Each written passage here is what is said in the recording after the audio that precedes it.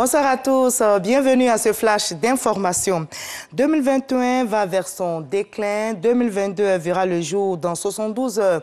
On se prépare à accueillir la nouvelle année dans la gaieté. Le président de la République donne du sourire aux populations démunies. Il leur a fait des dons afin de leur permettre de bien fêter.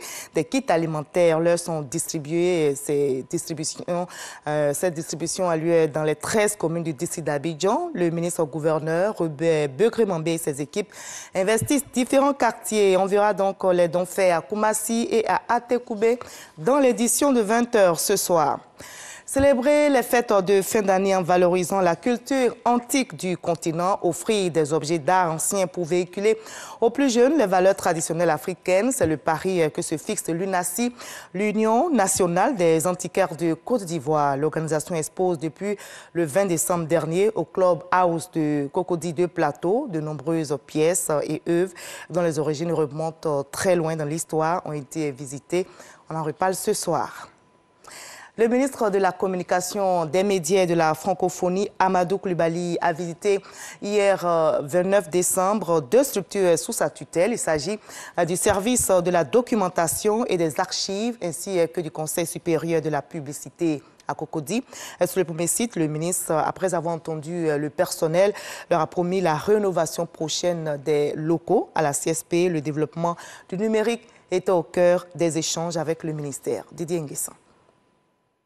Le service de la documentation et des archives est un démembrement du ministère de la Communication, des médias et de la francophonie. Ces locaux situés dans la commune de Cocody datent des années 70. Le ministre Amadou Coulibaly, dans le cadre des visites de structures sous sa tutelle, vient s'imprégner des conditions de travail de ses collaborateurs. Yeo Drissa, sous-directeur des actions sociales, du genre et de la lutte contre le sida, a dressé le tableau peu reluisant du service de la documentation et des archives.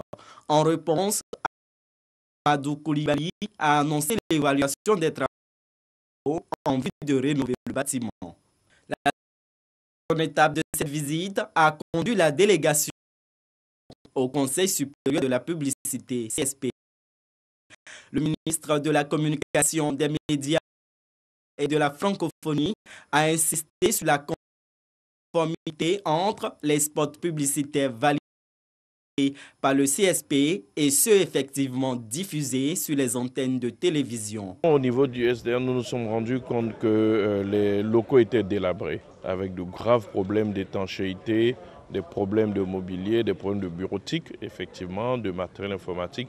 Au niveau du CSP, nous sommes en train de travailler à une digitalisation des processus métiers. Cette dématérialisation va permettre de rendre le travail plus rapide, plus efficace, avec une traçabilité et donc beaucoup plus de transparence. Ces visites terrain constituent la dernière de la tournée depuis la prise de fonction du ministre de la Communication, des médias et de la francophonie. Fin d'année malheureusement entachée au Mali. 4 soldats de l'armée ont été tués et une dizaine d'autres blessés dans une attaque survenue à Nara, dans l'ouest du pays. On ne sait rien pour l'heure sur l'identité des assaillants, mais une chose est sûre, la zone attaquée est un lieu où sont implantés des djihadistes. Une enquête est ouverte. La dépouille de Monseigneur Desmond Tutu est arrivée ce matin à la cathédrale Saint-Georges du Cap pour que le grand public puisse rendre hommage pendant 2 jours à cette grande figure de la lutte contre l'apartheid en Afrique du Sud. Je rappelle que Desmond Tutu a tiré sa révérence dimanche dernier. Il était âgé de 90 ans. L'archevêque, prix Nobel de la paix, décerné en 1984, aura joué jusqu'au bout le rôle de conscience morale de l'Afrique du Sud en critiquant les niveaux de violence et de corruption. Il manquera cruellement à la nation arc-en-ciel, une expression qu'il avait inventée. Desmond Tutu manquera pour toujours à l'Afrique. Après Washington, l'Union européenne a annoncé aujourd'hui soutenir l'imposition d'un embargo international sur les armes à destination de la Birmanie et s'est déclarée prête à durcir ses sanctions à la suite d'un massacre imputé à l'armée dans lequel 2 membres de l'ONG Save the Children ont été tués. Face à l'escalade des violences, des actions préventives supplémentaires sont nécessaires au niveau international, y compris un embargo sur les armes. Ce sont les propos du chef de la diplomatie européenne. Notez que Bruxelles elle bloque déjà les ventes d'armes et d'équipements susceptibles d'être utilisés à des fins de répression interne. Voilà la fin de ce Flash Info. Place maintenant à l'info régionale. Et moi, je vous retrouve à 20h pour la grande édition. À tout à l'heure.